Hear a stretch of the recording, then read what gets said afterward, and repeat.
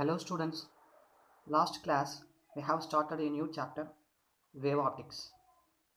So in that chapters the important topic is Huygens principle. In Huygens principle we spoke about wavefront. It is the locus of all points of a medium which are vibrate in a same phase. And we studied about three types of waves. From point source we have spherical wave. Then we have source at infinity. From parallel rays we have plane waves. Then from linear source we have cylindrical wavefront. Then every point on a wavefront acts as a secondary source which produce secondary wavelets. That is very important point. If we draw a common tangent on secondary wavelets, then we will get a new wavefront in the direction of propagation of wave. So these are on the laws of Huygens principle. So today proof for laws of reflection. So we studied laws of reflection on the basis of ray optics. We have two laws, incident ray, reflected ray and normal to the reflecting surface all lies in the same plane. First law. Then second law, theta I equal to theta R. That is angle of incident equal to angle of reflection. So we are going to prove that by using wave optics, by taking that light as a wave. So consider we have two parallel rays which is striking on a surface. Take this as a surface. So two parallel rays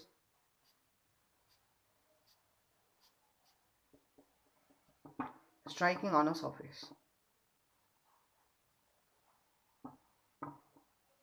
So this is one parallel ray.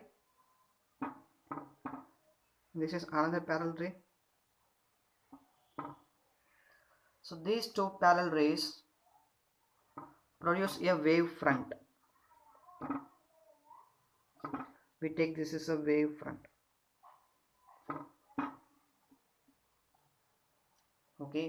So for this wave front, this line is perpendicular.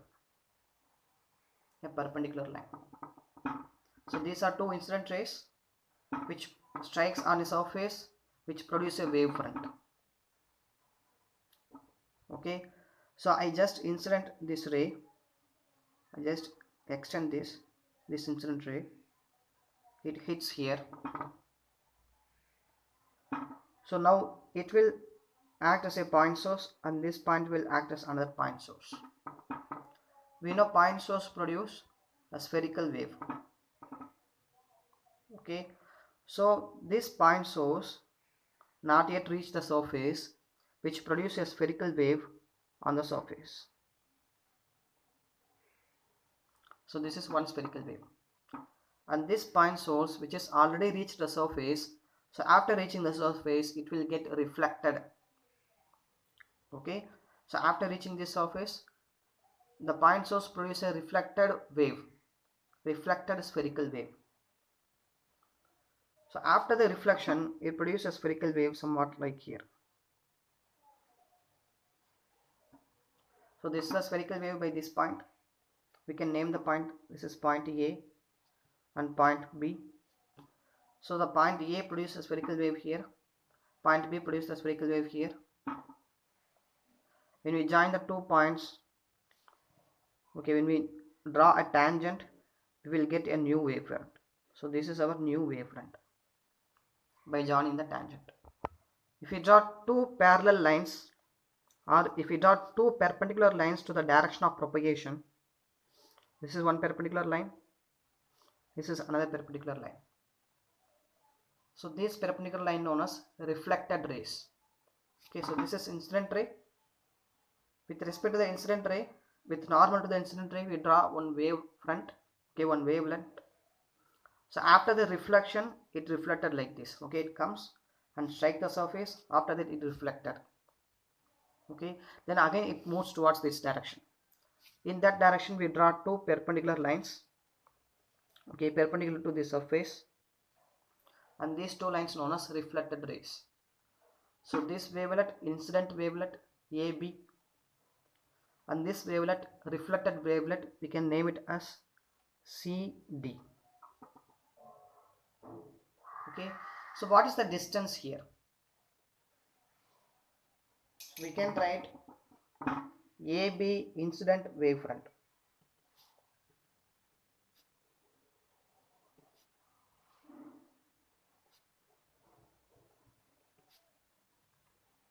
Okay, after t time,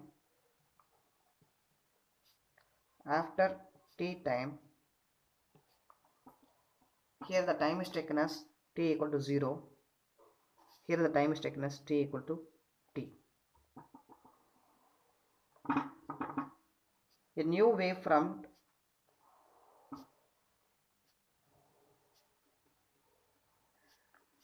drawn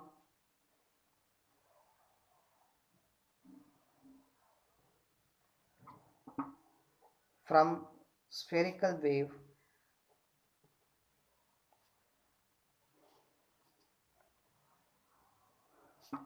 known as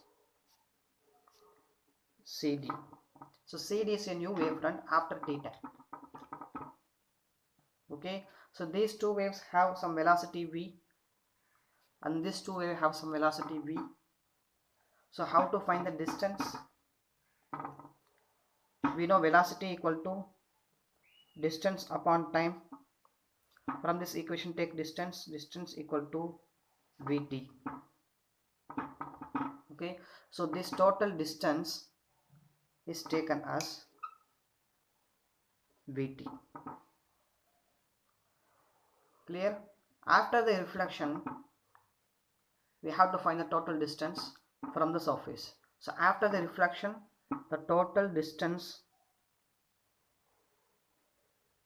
from the distance taken as vt. So distance of B point to its wave taken as vt. Distance of A point to its spherical wave taken as vt. Okay, both have same distance. Clear? So if we draw a normal for this incident ray, this is incident wavelet, AB incident wavelet, CD reflected wavelet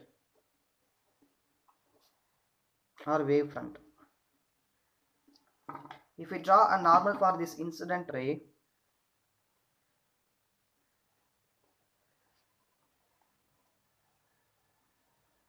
so what is the angle? This angle taken as angle of incidence, correct?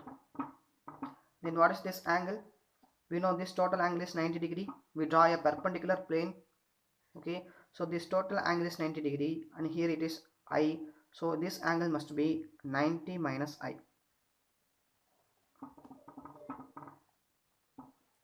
Clear? Then what is this remaining angle? So this angle will be 90 degree, correct? This angle 90 degree, and here we have 90 minus I.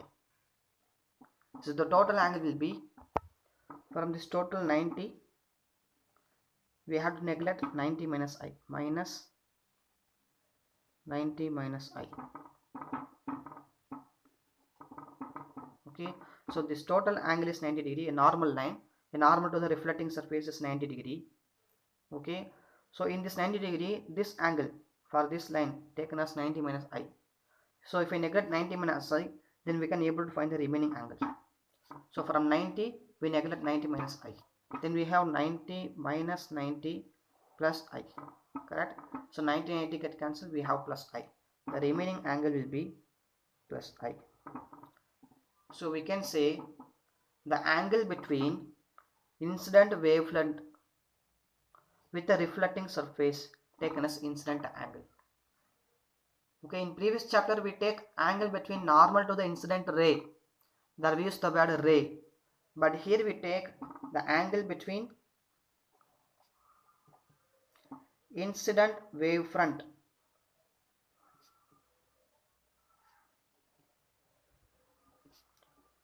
to the reflecting surface.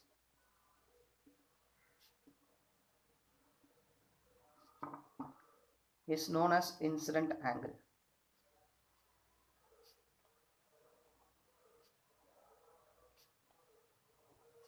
I. Correct? If you see this diagram, this is incident wavefront, this is reflecting surface, so angle between these two taken as I. Similarly, for here, the angle between reflected ray to the normal line taken as angle of refraction. This total angle is 90 degree, and the remaining angle must be 90 minus R. Okay, then this angle must be the angle between normal line to the reflecting surface must be R. Okay, the same formula. Okay, the same procedure. We have the angle between reflected wavefront and the normal surface taken as angle of reflection or reflected angle. We can simply take reflected angle, or the angle between reflected wavefront, here reflected wavefront to the reflecting surface is known as reflected angle. Okay, R. So if you see, we have two triangles here, triangle ABC, triangle ABC, then triangle ADC. So we have somewhat triangle like this, triangle ABC,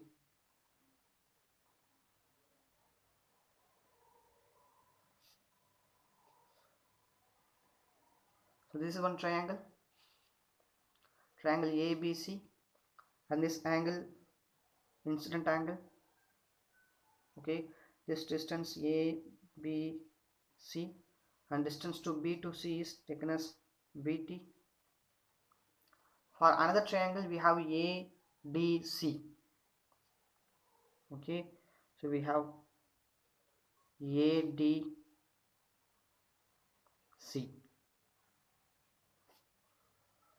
and this angle taken as reflected angle. Here we have ADC, and this distance taken as BT. Okay, so if you see here, the base is same, AC, here also AC for both the triangle, and the distance of B to C to A to D both are same. Okay, if B to C is 10 centimeter, then A to D must be 10 centimeter, because that is also V into T. V is common for wave, velocity is common. Okay, so this distance must be equal to this distance, so we can take BC equal to AD for both the triangle. So if these two values are equal, then third value must be equal, correct? So the third value AB will definitely equal to DC. In a two triangle, we know the two value, then third value must be equal. So if the two value of two triangles equal, then third value of two triangles must be equal, correct? So this type of triangle known as congruent triangle.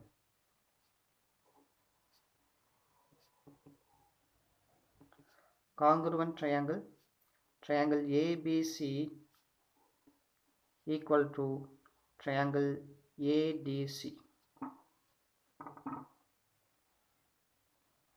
Okay, so since the opposite angle of BC, the opposite angle of AD must be equal. If these two are equal, then the opposite angle of BC, opposite angle of AD must be equal. From this we can say angle of incident must be equal to angle of reflection. Clear? So we can say two laws here. First one is the incident wavefront, reflected wavefront, and normal to the reflecting surface all lies in the same plane. First law. Then second law, angle of incidence is equal to angle of reflection. Hence laws of reflection proved. So next, laws of diffraction. So for laws of refraction we have two medium. Here medium 1 we can say rarer medium. In rarer medium light moves faster, correct? So rarer medium light moves with velocity v1. And here we have another medium, denser medium, light moves slower with velocity v2. So from this two medium we can say velocity of v1 must be greater than velocity of v2, correct? Because light in rarer medium travels much faster than compared with denser medium. Okay, so here we have two incident rays strike on the refracting surface. So we have two incident rays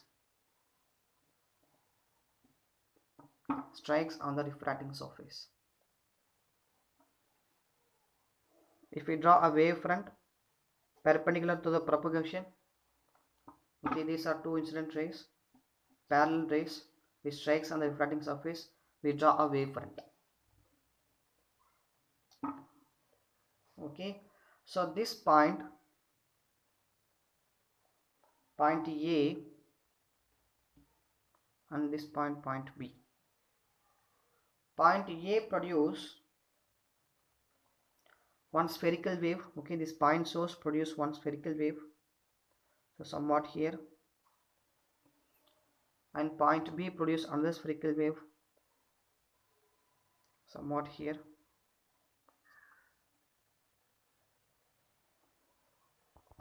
If we join these two with a tangent, then we will get the refracted ray, okay, refracted wavefront. Clear? So this distance from point A to this spherical wave taken as v2t.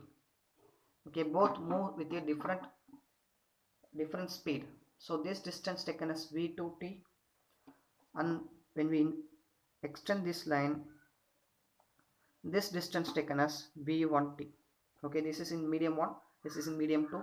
So here v1t, here v2t. Okay, with this surface, if we draw two normal lines, that normal lines considered as refracted ray. Okay, so similar to the previous case, this angle of incidence and the angle between refracted surface to the incident wavefront, also known as angle of incidence, correct? And the angle between incident surface, okay, the surface and the refracted ray, known as angle of refraction. Okay, so if you check, you will get the same answer, angle of refraction. Clear? So this for at t equal to 0, and this condition for at t equal to t. So here it is taken as AB, and these two wave taken as CD. This is incident wavefront,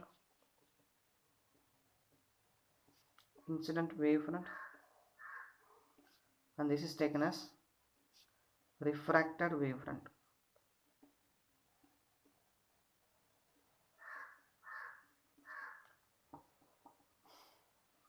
Okay, so here we have two triangles. One is triangle ABD, another one is triangle ACD. Okay, so we can draw two triangles, triangle ABD.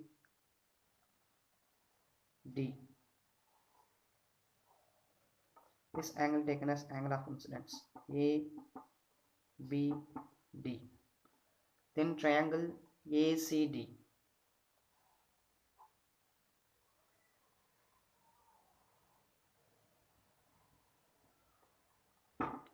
So angle of refraction ADC.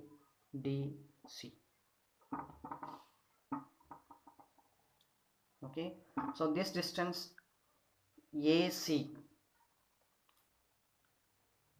BD, yeah, BD is taken as V1T,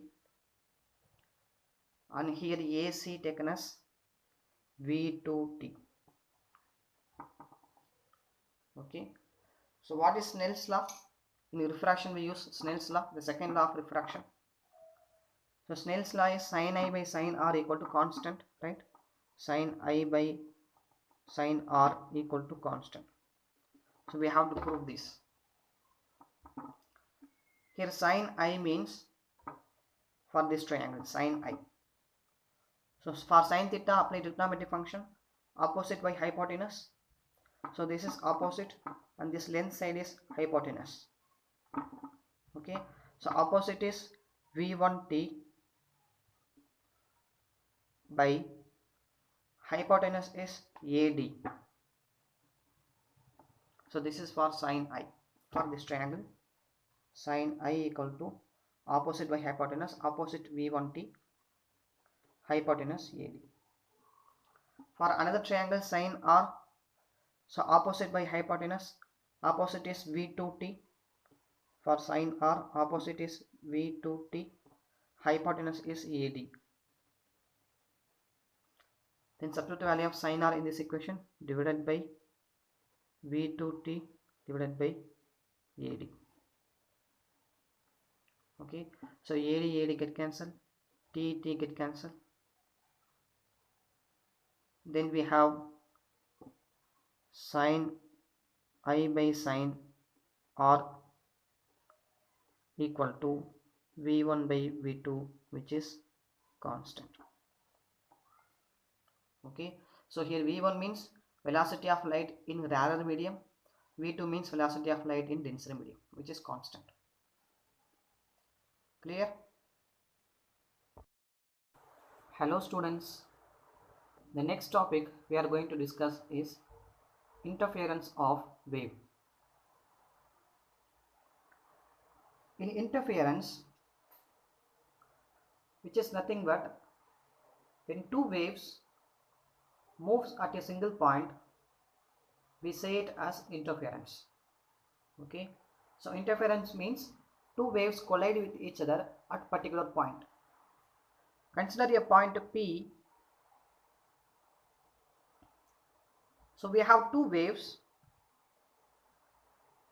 So the first light wave, which is moving towards this point P. Okay, then another light wave which has some frequency and amplitude moving towards the point P. So we can say this light wave Y1 and this is Y2.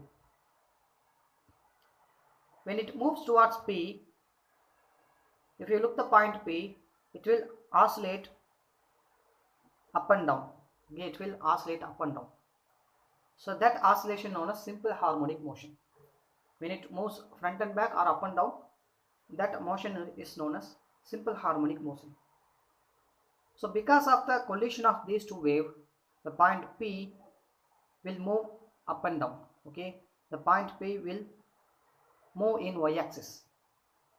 So this type of process known as interference. We can say interference as the collision of two waves at one particular point. So at point P, we have the net displacement, okay, or we can say the sum of displacement due to y1 and y2 due to these two waves. So we can explain this by using principle of superposition. When there are more than one wave traveling in a same medium, so we consider this as same medium, then the net displacement of a particle, now our P is particle, which is given by y net equal to y1 plus y2, vector addition of displacement of two wave. Okay, so here vector addition means, for example, the wave y1 have 5 units and y2 have 5 units. Now what is the total displacement? Total displacement is 0. Okay, so here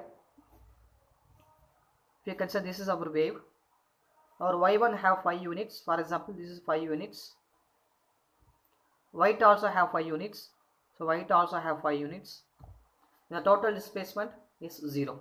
Okay, there is no movement of particle. Okay, if our displacement in y1 is taken as 7 units, okay, y2 is taken as 5 units, The total resultant displacement will be 2 units in upwards. Okay, so 7, 5, and total displacement here 2. Okay, plus 7 minus 5 equal to 2. So the total displacement is 2. Clear? So that is the vector addition, y net equal to y1 plus y2. So what is the value of y? Which is simple harmonic motion, which we already studied. Y equal to a sine omega t plus kx. So this equation which we studied in 11th standard, and also in AC current we studied this kinds of equation. Okay, y means displacement, a amplitude, omega angular velocity, t time, k constant wave number, x is displacement in x-axis. We can say this total term as phase. Okay, so y equal to a sine omega t plus kx. This is the equation for simple harmonic motion. Now consider a point P. A point P. Two waves moving towards the point P. So the wave 1 comes from source 1 S1 and wave 2 comes from another source S2. Okay, so two waves move towards this point.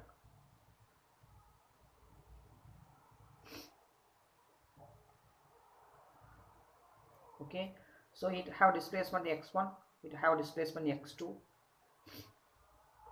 and initially for this displacement we have y1 equal to a1 sine omega t plus kx, and this point we have y2 equal to a2 sine omega t plus kx.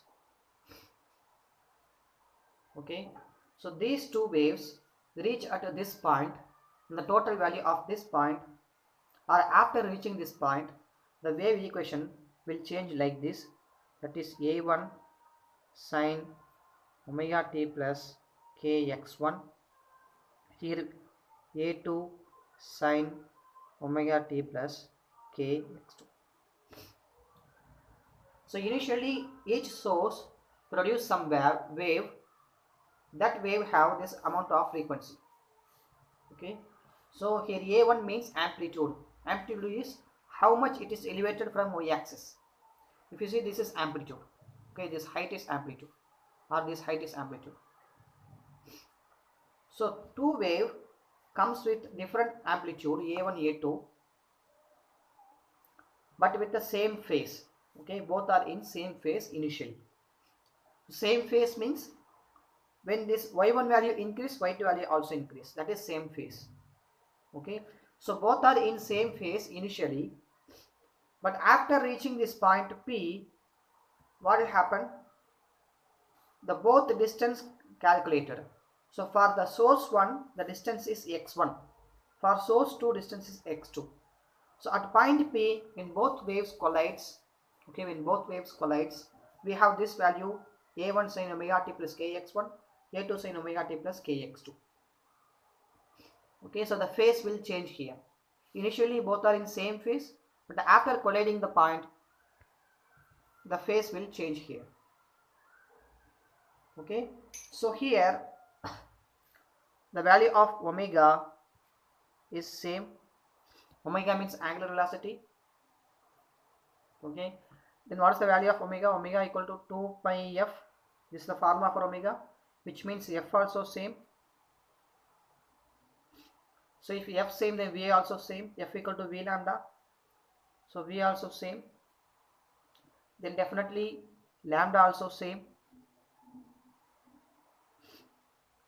Then we can say k lambda also same. What is the value of k? K equal to 2 pi by lambda, which is also same. So for the both source, all these values are same. If these values are same, then we can say this source as coherent source. Okay, in coherent source, both value will be same. So after time t, okay, this is initial time at t equal to 0. but after time t, both reach the point P. So what will happen after time t? At point P, the value will change like this: y net equal to y1 plus y2. So both value get added at point P. Okay, so what is y1 value? Y net equal to y1 is a1 sine omega t plus kx1 at this point. Then y2, a2 sine omega t plus kx2. Okay, so what is the net value of these equations? So before finding the net value, before calculating this value, first we find the phase difference.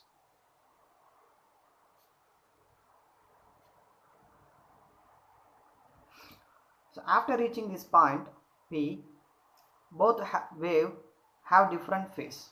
Okay, phase means both are in non-contact with each other. Okay, both are in non-contact. Even though it is strike on this point P, one wave move up, move away. Okay, move above, another wave move below. Okay, both are in non-contact with each other. Clear? So it will move like this. One wave move away, another wave move like this. Both are in different phase. So how to calculate that phase difference? We know this value is phase. Okay, so higher value minus lower value, that is phase difference. So the value, higher value phase, this one omega t plus kx2, and for this wave omega t plus kx1.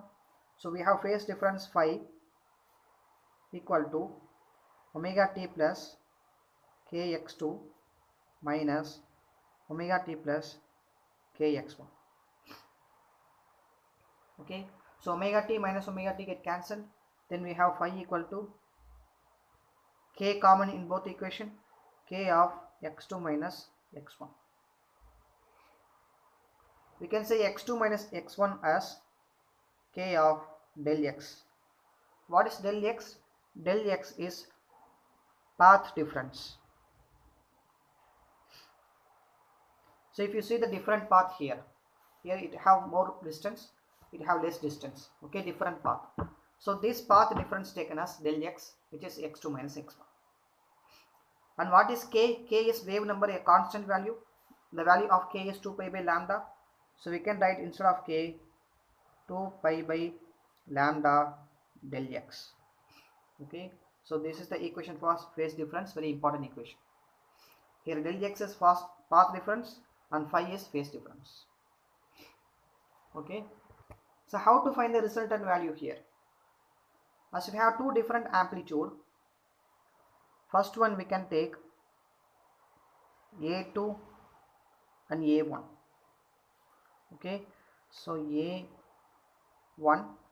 and A2, two wave which have different amplitude. These two wave have phase difference of phi. Okay, so these two wave have phase difference of phi. How to find the resultant amplitude? When we have two wave which strike at particular point, then what will be the resultant amplitude? Simple, by using parallelogram method we can able to find the resultant amplitude. So by parallelogram method this will be our resultant value, correct? Then join these two lines and these two lines, we will get a parallelogram. So this value will be our resultant value of amplitude AR. Okay, so which have phase difference phi equal to k x2 minus x1, which we found here, k x2 minus x1. Okay, so the resultant value will be, I am coming to this point, y net. So the y resultant value is equal to amplitude resultant value, then we have sine omega t plus kx1. So omega t kx1 means this value, Okay, omega t kx1. This is omega t kx2. So for kx1, it create an angle of theta. So from kx1, omega t plus kx1, then again we add theta, we will get the resultant value. Okay, so this horizontal line, omega t plus kx1, and this line at a distance of theta. So if I move my line plus this value theta, then I will get the resultant value AR. Okay, so from this value we can add the value theta, we will get the resultant value. Or if you want, we can take this A2 also. If I take this total value as theta, or if this total value as theta, then we can write A1, or from A2 plus theta we will get the AR. So here it will be omega t plus kx2 plus theta. If I calculate from this line and I take this angle theta, then here we have x2. So from A2 plus theta we will get the total value, but here A1 plus theta we will get the total resultant value. Okay, so how to find tan theta? We know in parallelogram method the direction. So for direction we have this equation, tan theta equal to b sin theta divided by a plus b cos theta, which we studied in 11th standard. From this equation, here b is second amplitude A2 and a is first amplitude, and here b A2. So A2 sin theta divided by A1 plus A2 cos theta, which is the direction of this resultant value. Thank you.